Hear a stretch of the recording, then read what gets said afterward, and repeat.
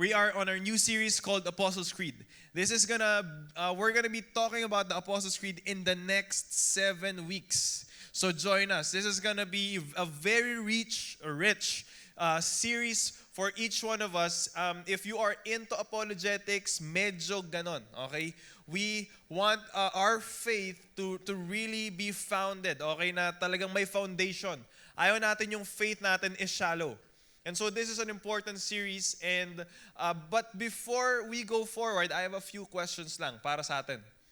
First of all, sino dito medyo nag-aral ka sa Catholic school? Aral ka sa Catholic school. Alam mo yung Apostles' Creed? Familiar ka?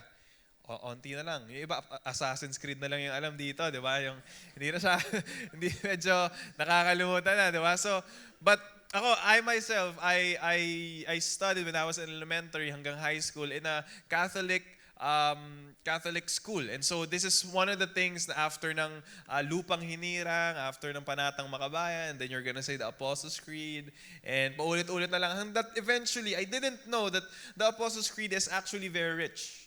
I eventually, parang nare-recite ko lang ng nare-recite, but eventually, at this series, I found out that it's so pregnant with meaning.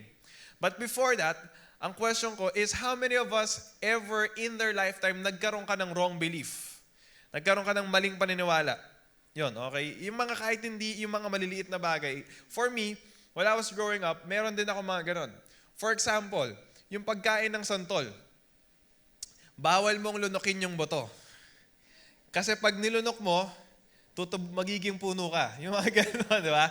So, ikaw naman, nung bata ka, hindi mo ginagawa. Ayoko nang kumain. Medyo, alam mo yun, medyo conscious ka habang inunguya mo yung santol. Parang, naku, baka malunok ko to. Tapos pag medyo yung parang medyo nalunok mo, yung medyo nandito lang sa gitna, nagpapanik ka, na magiging puno ko. So, it's a wrong belief. Eventually, we found out na it's not right. Eventually, we found out na even though makain mo siya, ilalabas mo lang din. And for some naman, ang belief natin is medyo related sa wedding. Yung iba is, di ba ako nung bata ako, lagi ko napapanood sa teleserye, sa mga palabas, bawal ka mag-fit ng gown bago ka ikasal. Kasi maaaksidente ka. Di ba? So, ang hirap naman, or maybe for yung some, kunyari ngayon, I am about to get married this year, meron ako mga kaibigan nagsasabi sa akin, meron ka bang kasabay, baka masukob ka.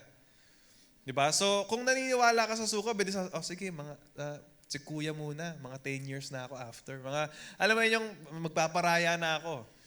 And so, even though gustong-gusto mo na, dahil sa wrong belief, now, lumayo ka na. For some naman, for me, ganito rin, nung bata ako, wag kang magduduling-dulingan sa harap ng electric pan. Pag nahanginan, magiging duling ka na forever.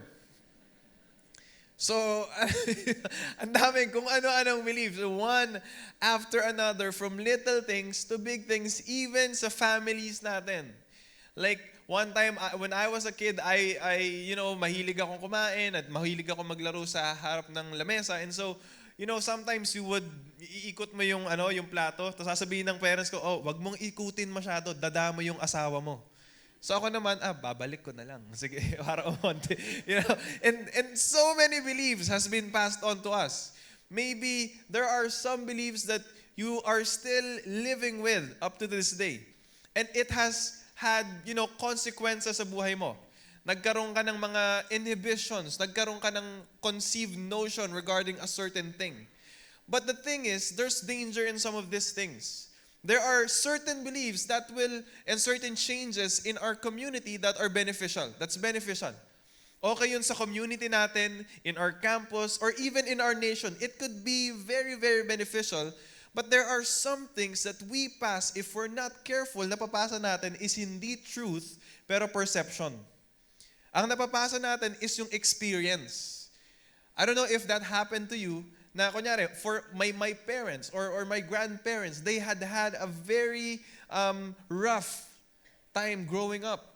Because may poverty, laki sila ng probinsya. And for them, if I'm gonna do something like this, in serving God, for them, walang pera dyan. But that's not true. That's a perception. And ngayon, if yayakapin natin yung isang perception without knowing where it's basing, then ang mangyayari sa atin, we're gonna have a limited life. Your decisions is gonna be different. And so, we eventually realize that what you believe is critical to how you live your life. I myself, I go to the campus, and there's so many young people that were making wrong decisions left and right. And the reason why is they don't know they have a purpose. Majority of our students think that our life is just a random accident. And since you're thinking that you're an accident, then your decision is most likely going to be an accident as well. So what you believe is important. See, what you believe drives your behavior.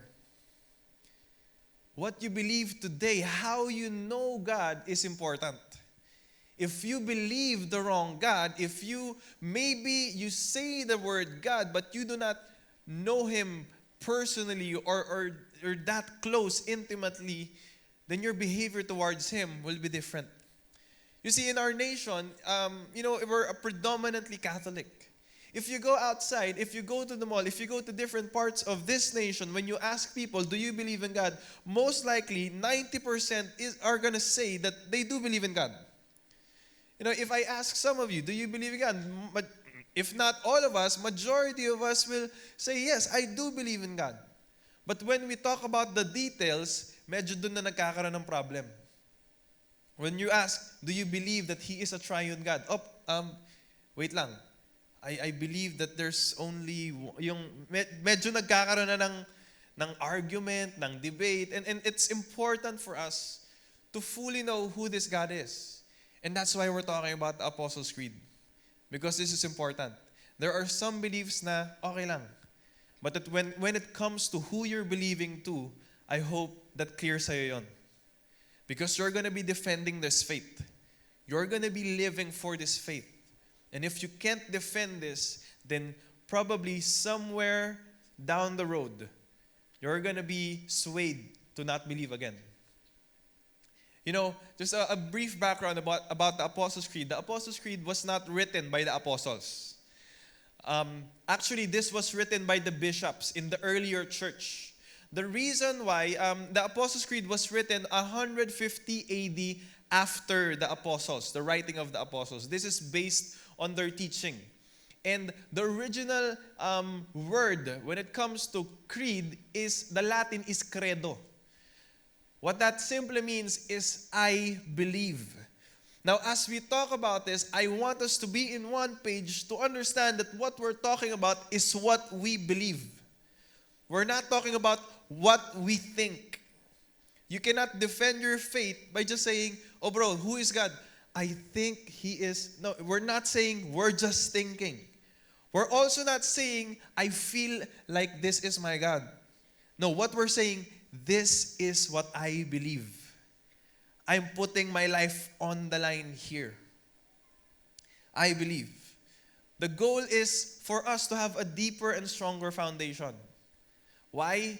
So that we can be certain in who God is. Symmetry. At the same time, the Apostles' Creed is hindi po to incantation. Kapag nakabisado niyo yung Apostles' Creed, hindi po kayo mapopromote. Okay? Para clear lang. Pag nakabisado mo yung Apostles' Creed, single ka, hindi to mag-a-assure na magkakaroon ka ng girlfriend after. Kapag nakabisado mo to, hindi, alam mo yun, walang magic dito. We're not gonna preach the Apostles' Creed. We're gonna preach the scripture behind the Apostles' Creed. Now, why do we need to be certain? Because our times are changing. There are so many cultural challenges and spiritual issues nowadays. And so it's important for us to talk about this. Like Peter says, that we should be ready to give a reason for the hope that we believe in.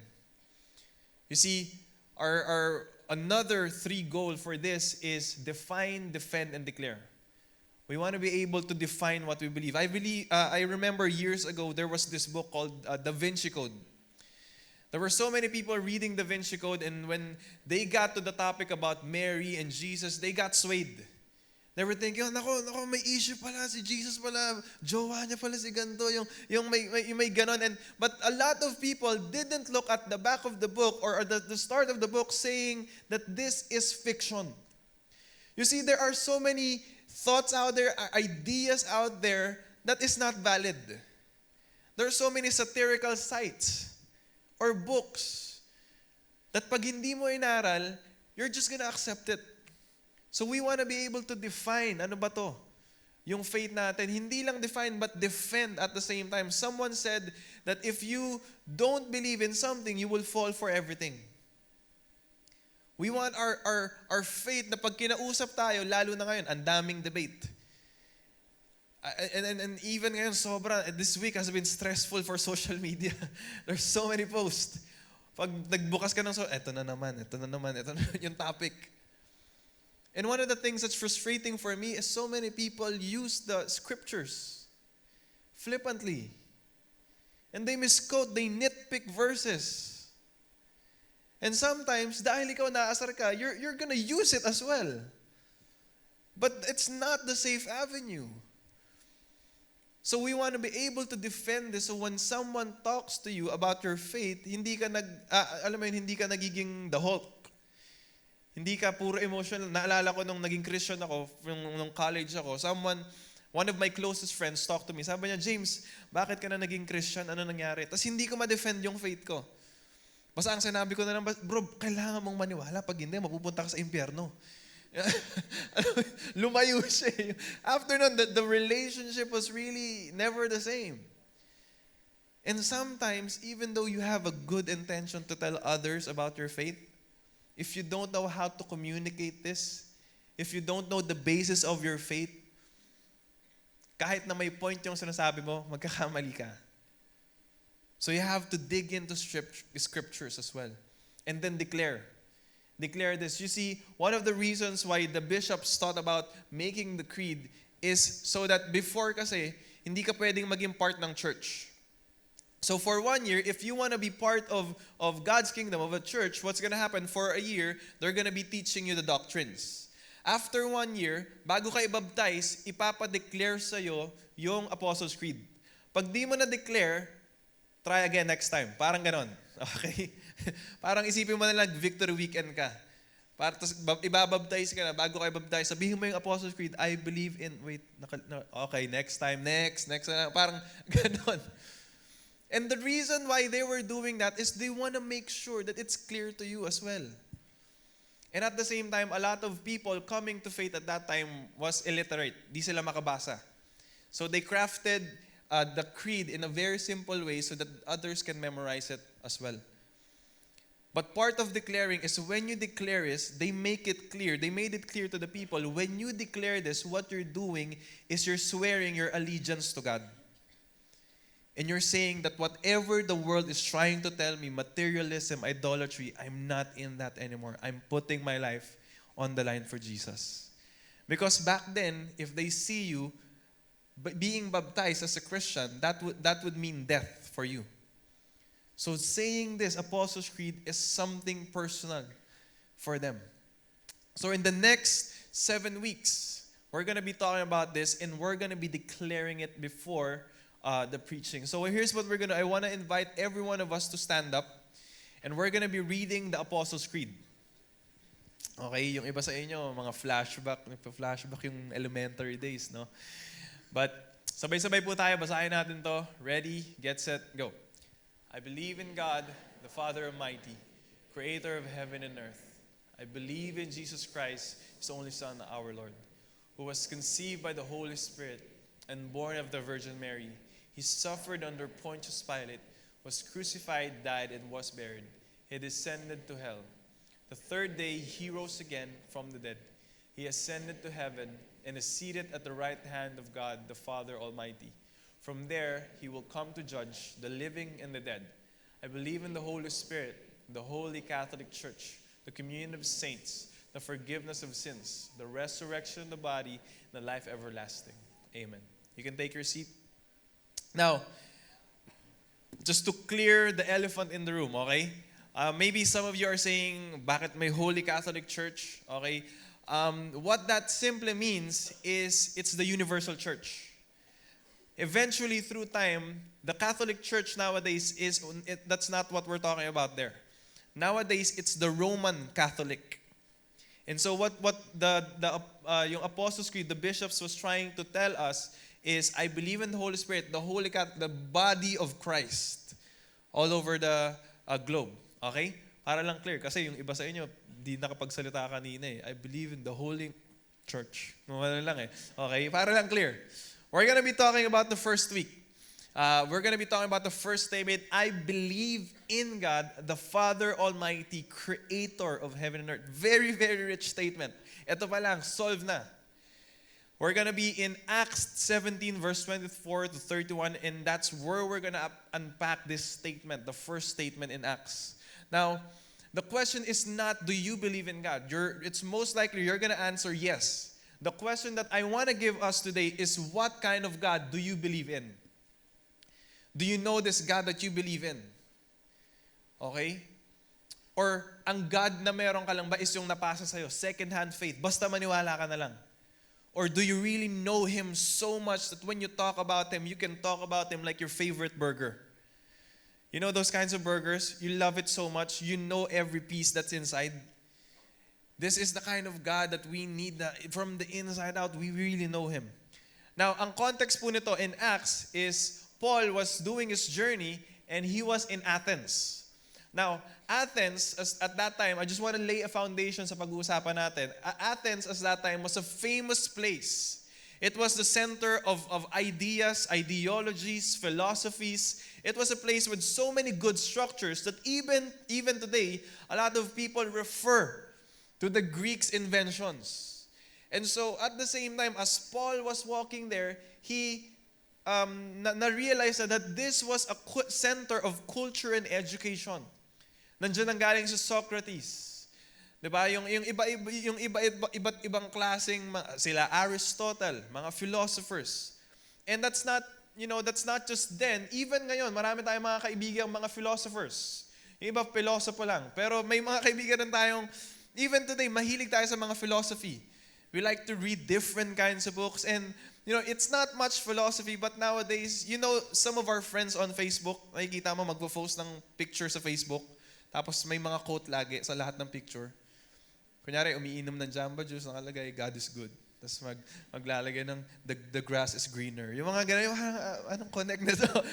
but for some reason, they want to be kind of deep, But it's a center of culture, of education, and the people at that time likes novelty.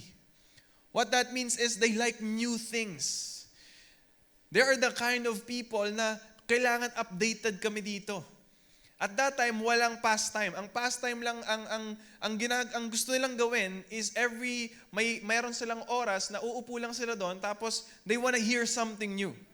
Maybe it's crazy, but if it's new, just let me hear it. Ang dating nito is parang TED Talk.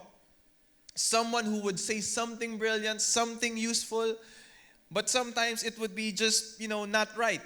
And so the people in Athens, the Greeks, had so many ideas, one after another, day after day. They would have another idea and another idea, and it's a mixture of different ideas from different people.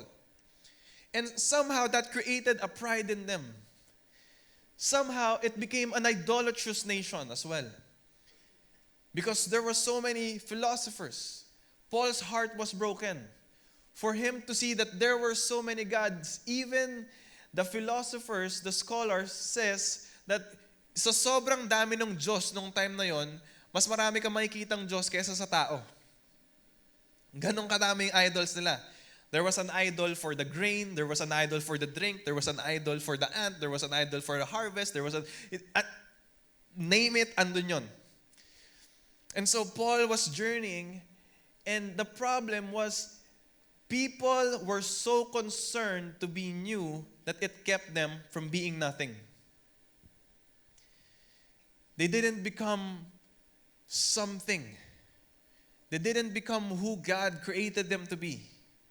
The kind of people that Paul was talking to, medyo history to, just to start up, is the Epicureans and the Stoics. The Epicureans were the existentialists. What that means is the Epicureans loves pleasure, loves good food. If merong pain kang i-introduce sa akin, off tayo dyan. I don't want pain. And even nowadays, it's a common idea. A lot of our friends or maybe family members thinks the same way too. They are the kind of people who doesn't like reason. They like experience. For them, life is seeing is believing. Life is fun. It's happy. Easy-go-lucky. Or maybe for some, it's live, love, laugh. Diba? Ganun yung motto ko in life. That's life for me. They were the existentialists. They sought for pleasure. The Stoics naman, on the other hand, were self-sufficient. What they were about is, I'm about self-discipline, self-control, self-sufficiency. I'm a self-made man. And even nowadays, we have people like that. People na if you reason with, they don't want to accept it because, hey, I made myself like this. You don't have the right to talk to me like this. I'm a self-made man. I accomplished this by myself. If I need God, if I can't really figure my situation, I'm going to run to God. But as long as I don't need Him, I'm going to mind my own business. That was their motto. Not just that, but for them, it was to enjoy life. On the other hand, it was to endure life. Somewhere or another, some people, even nowadays, go to this extreme. Some think that it's just about enjoying. Some naman, it's about enduring. But Paul, while he was walking in the hall, saw a statue without a name. Of all the gods that had a name, there was one statue that didn't have a name. And Paul said, "This is my God." And they started to realize, what are you talking about, Paul? And he started to reason with the people in Athens. First of all, he started to say that the God I serve is a great God. He is our creator. This God that you don't know, this God that that you don't have a name in, this God is our creator. What was he talking about? He says in Acts 17 verse 24, the God who made the world and everything in it. What does he mean? This, what you see everywhere around us, this is not a product of random chance. This is a product of a creator. Nowadays, a lot of us would have different theories. Theory about this, about if you mutated from a cell, you mutated from a monkey, you mutated from this and that, a Big Bang, and all of those things. I'm a science geek. I love science. I wanted to be a scientist when I was in grade 5. But eventually, I realized kasama yung algebra. So, nag-fine arts ako. Okay? Layo, So, but I love science. Every time people talks about science, I love discovering about it. The sun, the galaxy, and the micro things as well. And I think science complements belief. I think that if you are into your faith, you should also be into the truth and the reality. You shouldn't be divorcing the two. Because as you follow the footsteps in science, you would realize it's a design. And even some agnostics, even some atheists, researchers, scientists would deny the fact that there is a God, but they cannot hide the fact that there is one, because in their statements, they would say that we cannot deny the fact that there is this intelligent mind. They wouldn't say it's a God, but they knew there is this divine orchestrator. There was someone who is in the back of all these things. Even though they can't say that it's God, it does point to God. And even if you say that this is the theory that you believe in, the question is, where did it all begin? As much as the cells are good, as much as the evolution is good, the question is, before the monkey, who created it? Who created the cell? Who created the Big Bang? Sino ba gumawa nun? And one of the things that yung mga hindi matalo ng mga agnostics or atheist researchers, there's an endless debate about this, is the fine-tuning theory. Not theory, it's the fine-tuning in science. What that means is precision. Lahat ng bagay, pag inaaral nila, lahat na lang precise. Yung gravity, precise. Yung nuclear elements, precise. Yung weak molecules, yung lahat parang kapag minove mo ng onte, everything in our world would cease to exist. And they can't hide the fact na gusto kong labanan to pero hindi ko ma-explain kung bakit lahat ng bagay from micro to macro is so finely tuned. Do you also know yung DNA mo, if you look inside of you, is so detailed. Kapag print mo yan in regular font, in a regular bond paper, kasing taas yan yung Washington Monument, which is 555 feet. That's how intricate your design is. And you can't say that, well, this is so random. How can something so complex come from something very simple?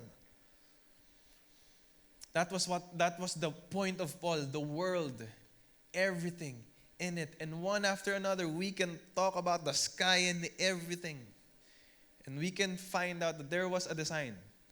But hindi siya tumigil doon. Sabi niya, being Lord of heaven and earth. In the beginning, God created the heavens and the earth. Sabi niya doon, Lord, hindi lang siya Lord ng earth na to, hindi lang siya nag-create ng mundo na to, pero siya rin yung Lord. Ibig sabihin ng Lord, siya yung Almighty. He's powerful. He's so, intense.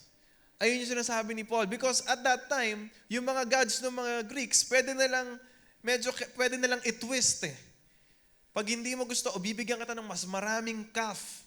Bibigyan kita ng mas maraming cows. Bibigyan kita ng mas maraming offering para i-bless mo ako. But what Paul was talking about is this God is almighty. Hindi mo siya kayang i-box.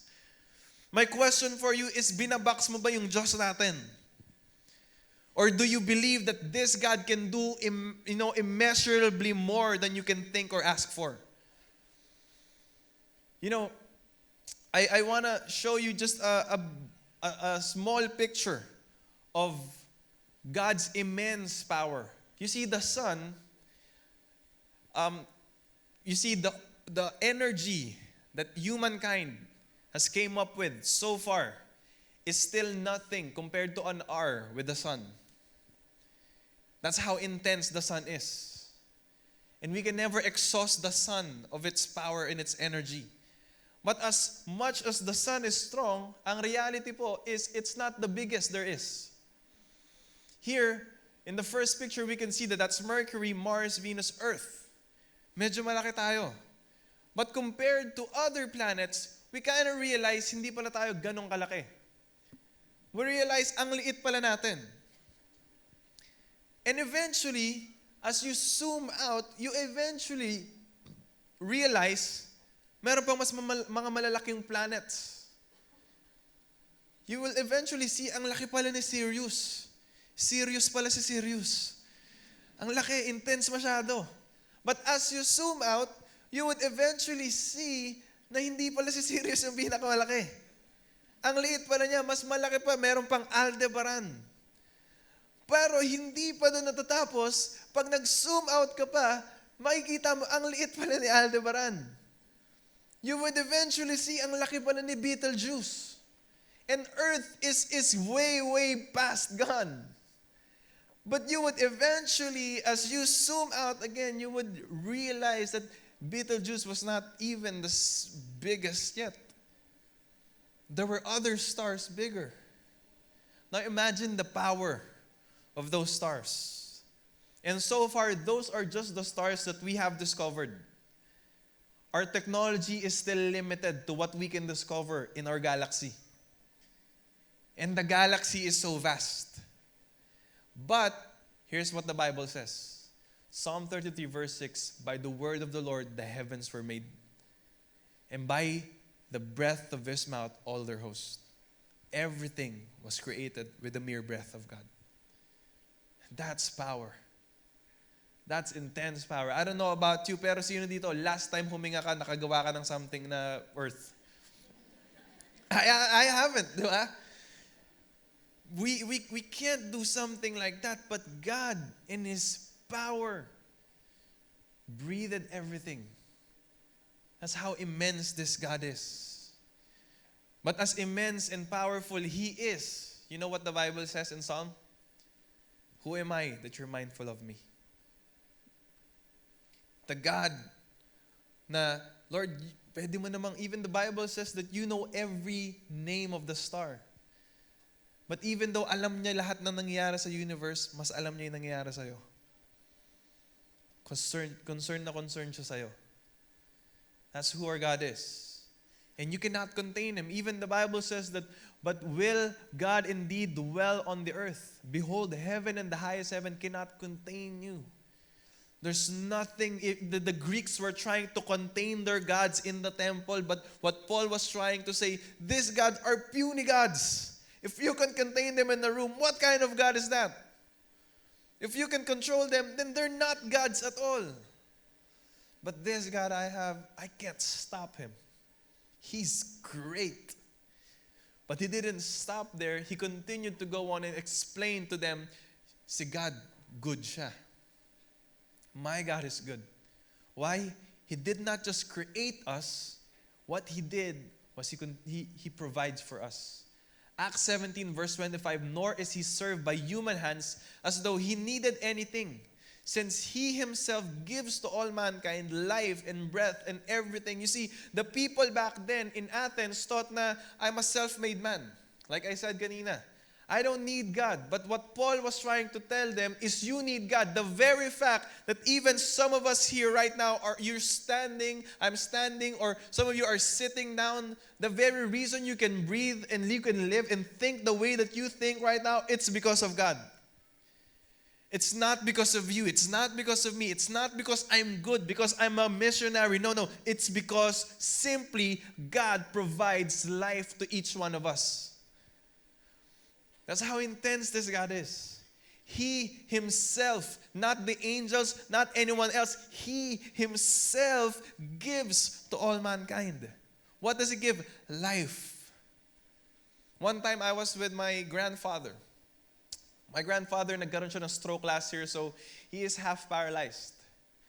And ito yung taong nagpalaki sa akin. So I'm very, very close to my grandfather. Tawag sa kanya tatay. And while we were on therapy, yung hindi siya makagalaw na maayos. And in my mind and in my heart, alam mo yun, yung nandun lang yung compassion na, tay, kung pwede ko lang ipasa sa iyo yung buhay ko. Yung onting lakas ng arm ko, kung pwede ko lang ibigay sa iyo eh. Pero hindi ko mabigay. As much as I go to the gym and try to work out, I can't give you life. And I realize that's how limited I am. I realize I can't do anything about your situation. Even if I pray sometimes, I cannot change or alter the destiny of people. It's only you. In breath and everything. The good things you have nowadays, it's not because of you, it's because God is good. That was the point of Paul. These people, at that time, kung kailangan mo ng provision, ang dami mong kailangang puntahang provider. So ang gagawin nila, kailangan kong mabless sa harvest, pupunta ako sa Diyos na to. Pupunta ako sa Diyos na to. Tapos kung kailangan ko promotion pala, pupunta ako sa Diyos na to. And alam niyo kung ano yung picture natin ngayon? Ang daming Kristiyano na Sunday Christian.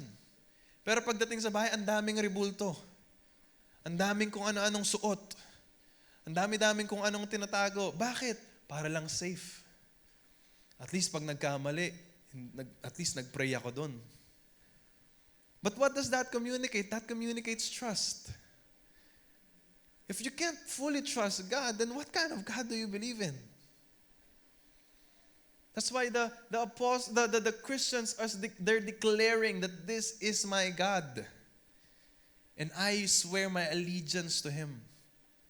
Hindi to slot machine God or ATM God. Or maybe the kinds of gods that you see in the movies. I remember this movie, The Clash of Titans, where Zeus gave a line. Sabi niya dun sa movie, I do not have enough strength because the people are not worshiping me. You know, that's not the kind of God that we serve. You know, that our God, He can exist without you and me. He is that secure. He is that powerful. But you and me, we cannot exist apart from Him. Ganon ka-powerful na itong Diyos na to. But maybe you're saying, James, hindi naman ako Kristiyano, hindi nga ako naniniwala dyan sa Diyos na yan. So bakit buhay pa ako? Explain mo nga yan. Well, the Bible also says that the reason why you are still alive is because of this world called common grace. That He gives rain to the good and to the evil. That He gives blessing to the just and to the unjust. You know why? The Bible says, do not count God's patience as slowness, but treat it as kindness, because He wants you to repent. You're not getting away with anything, kapatid. He knows what's happening in your life and what you're doing. But you know why you're still alive here? Maybe because He wants you to hear this message. Maybe because He has a plan for your life. He's a long-suffering God. And He's pursuing you today. You know what should that create in you? Since He is your provider, security. I am secured because my God started this. He will finish this. But Paul didn't stop there. Paul continued to explain to them the government of God. That Greeks, as much as you pride yourselves with your achievements in this land that you think is God-given, you know what? No, hindi tayo yung may ruler na to. He is our ruler. You know what that means? He is not just a God sa arena ng provision. He is also the God of history and geography. He is in control of all things. It says in Acts 17 verse 36, and He made from one man every nation of mankind to live on all the face of the earth. Because the Greeks thought that, I'm the chosen one. Mayaman kami. We're rich in this, kami yung nilalapitan ng tao, so we don't need God. No, Paul was trying to say, as much as akala mong special ka because of achievements mo, no, you're not. We're all from one man. He made what? From one man. Every nation of mankind. Who is that one man? That's Adam. In Genesis, he was referring to Genesis that the firstborn was Adam. And all the nations was made through him. And it doesn't make any one of us any much special than other nations. We're as special as everyone else. But Paul was going to twist. Sasabihin niya, as much as every one of us here was made by God, not everyone is of God. Because he explained that, sabi niya, that they should seek God in the hope that they might feel their way toward Him and find Him. Yet, He is actually not far from each one of us. You see, the gods that they had back then were distant gods. The gods they had were Zeus, or the emperor, na kapag nagkamali ka, death. Nagkamali ka, kikildatan ka. But for them, the concept of a God being with us is something it's something new. It's something na this powerful God would dwell with us. Yes. What should that create in us? What that creates is He is with us. And He is not just with us, He is in us. You know what that means? That means you can overcome. You can break through out of sin. You can break through out of addiction, out of that wrong relationship, out of that adulterous relationship, or out of that wrong deal. Because He is in you. The Bible says, He who is in you is greater than he who is in the world. Man, last night while I was driving, I realized that, Lord, that immense power is in me. Wow. I never thought of that in that sense, but then that's intense. Something intense is inside of me. Hindi lang to Dragon Ball. Hindi lang to parang Super Saiyan. It's not that kind of force. The force is within you. No, this God is within you. Living in you. But Paul quotes the famous poets at that time. He says, in Him we live and move and have our being. As much as He is in us, we also abide in Him. We live in Him. And then he says here, for we are indeed His offspring. What does that mean? That God is our Father as well. I don't know about you, but we don't have a lot of time to talk about the Trinity, but there is such a thing as a Trinity, that there's a Father, the Son, and the Spirit. Pastor Dennis is going to be talking about that in a few weeks, but I just want to emphasize to us that that we have a Father in God. That He is not a dictatorial God. He is not a tyrant God. He is a Father kind of God. I don't know about you, pero ako, pag naiintindihan kong Father ko si God, it creates something confident in me. I don't know if meron, yung mga estudyante dito, sino dito ang sarap kasama ng mga magulang mo sa mall? Diba? Kasi pag kasama mo, ang sarap magturo eh. Diba? Paglalakad ka, uy, parang mahal to ah. Gusto ko nun. O sige, tara. Yung paggutom ka, ang sarap eh. Last night, nasa birthday ako ng grandparents ko. Ang sarap. Ulam, salmon, yung kuha lang. Walang, James, sobra na. Walang ganun. Because why? I'm part of this family. I can walk confidently. I can talk confidently. Sa prayer ko, hindi ako nanginginig na parang, Lord, wait, mali yun. Walang ganun. I can confidently talk to Him like He is my real Father. And maybe for some of you, God is trying to tell you, I am your Father. Our nation, sobrang andami sa estudyante. And even up to now, a lot of us grew up without a father. Maybe isa ka dito, meron kang hate sa father mo kasi iniwan yung mama mo. But God wants to redeem that. God wants to change your perception pagdating sa mga tatay. You see, God is not a rude father. God is actually a very, very, very good father. In fact, the Bible says He is our perfect Father. Just like that king who was coming and running that time when the prodigal son, when the father saw the son, sabi nung son, babalik ako sa tatay ko as a slave. But anong ginawa ng tatay nung nakita niya from a distance? The father came running, the king came running, and when he saw when andun na sa niyakap ng tatay and pinaghalik-halikan, and then sabi, give him the best robe, give him the ring, make a feast for him. The son was thinking, I'm gonna go back to my God na slave ako. No, the father was thinking, you're not gonna go back to me as a slave. You're gonna go back to my kingdom as my son. And God is speaking to some of us right here.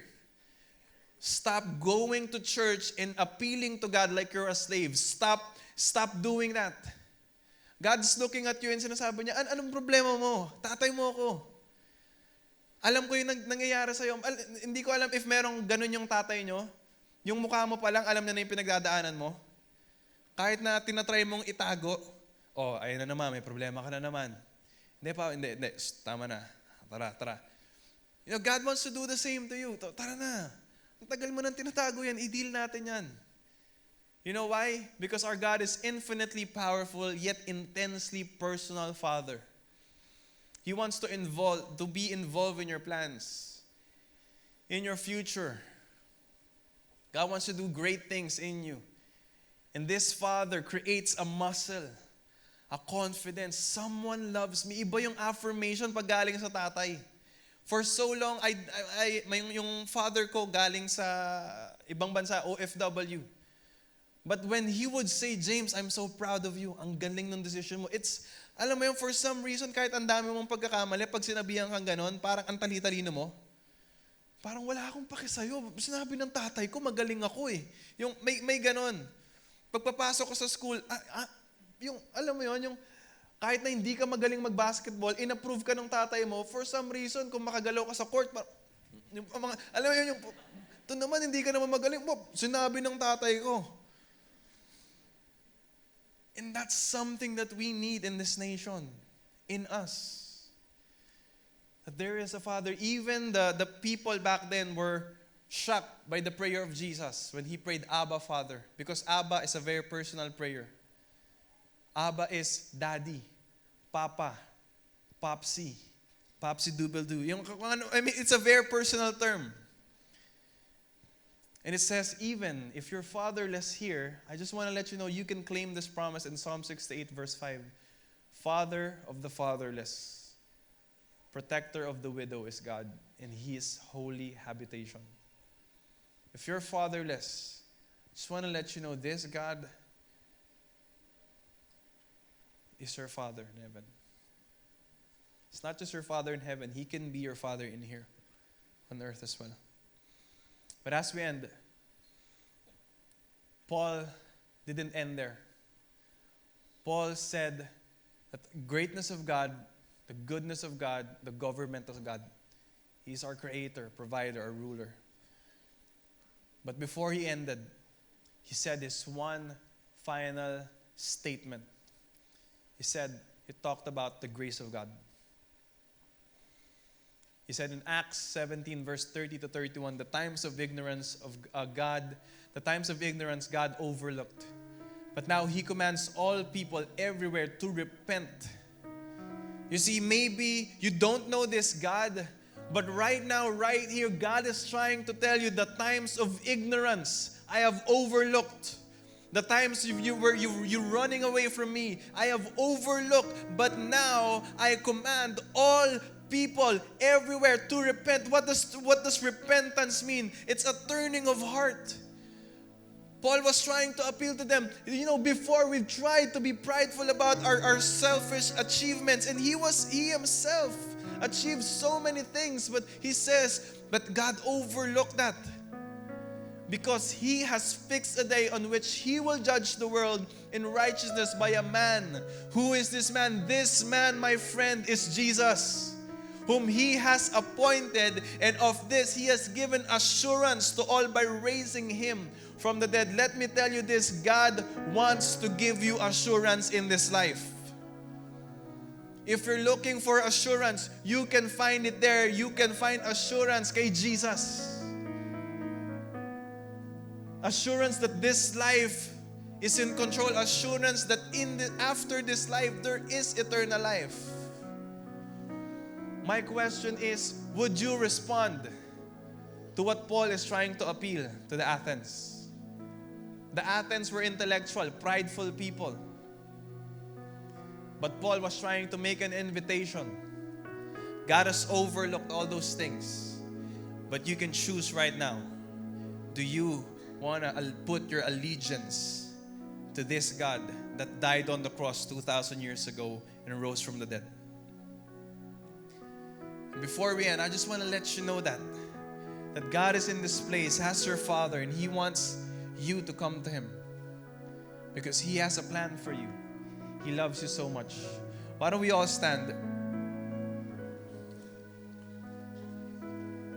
Before we end our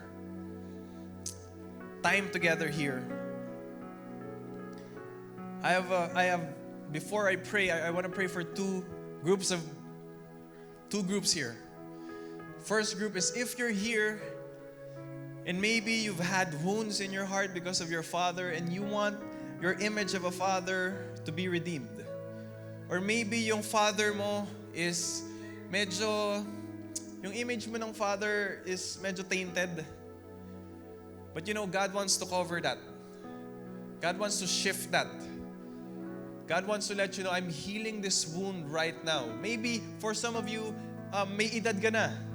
Pero in your heart, there's that feeling na I need to outperform my dad. He wasn't a good dad. I need to prove to him I'm a better dad than him. And that's weighing you down. God wants to release you from that. God wants to take His role and complete you because you need a father to care for you, to affirm you, to love you. If you're here and you need God's father heart, I simply want you to raise your hand and we're going to pray. We're going to pray that God's going to do that in you. Yes, I see those hands. Maybe even in the balcony, just raise your hand. God wants to heal your heart.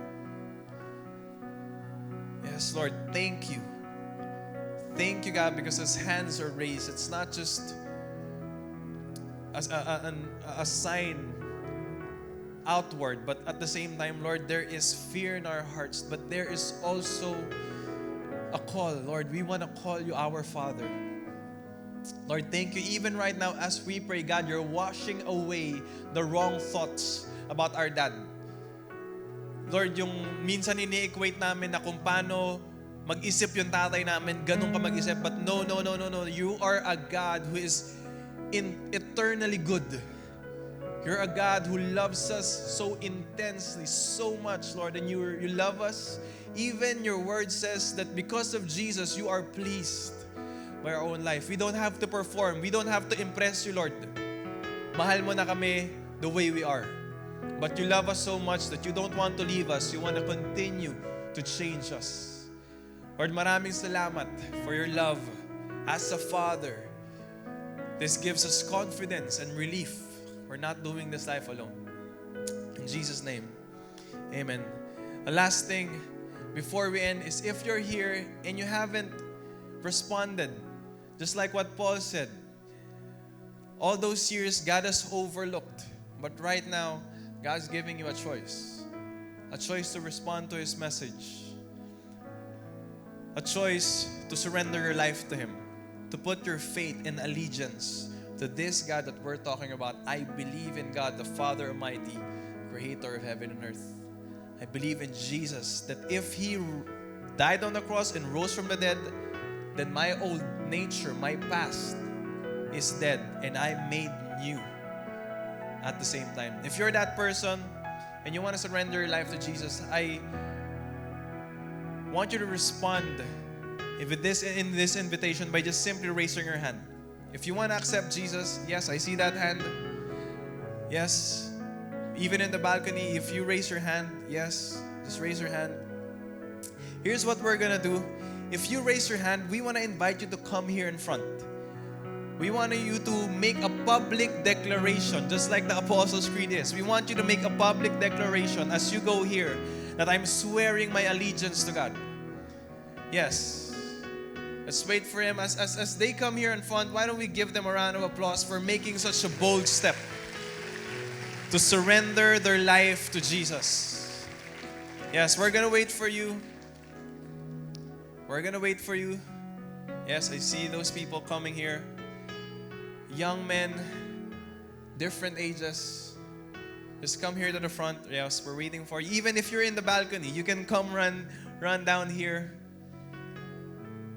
Yes. Wow. Yes. Here's what we're gonna do. If you responded to God's message, I want you just to simply pray this in your heart. Pray this with all your heart that Jesus, today, I'm accepting you as my Lord and Savior. My old is gone. My old life is gone. And right now, I'm made new because of that cross.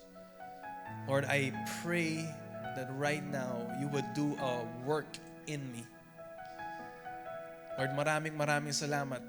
Because these men and women, God, they don't know what they're getting through, but this life that they have, this time, yung trust na binigay nila sa'yo, God, you're gonna do something. And you're gonna return the wasted years with so many memories that are brand new. Lord, in every season of their life, they're gonna be with someone. They're gonna be walking with someone. Lord, maraming salamat because you have overcome in this life, and for them, you have won the victory at the same time. So Lord, maraming salamat for your goodness, for your everlasting love, for your kindness. In Jesus' name we pray. Amen.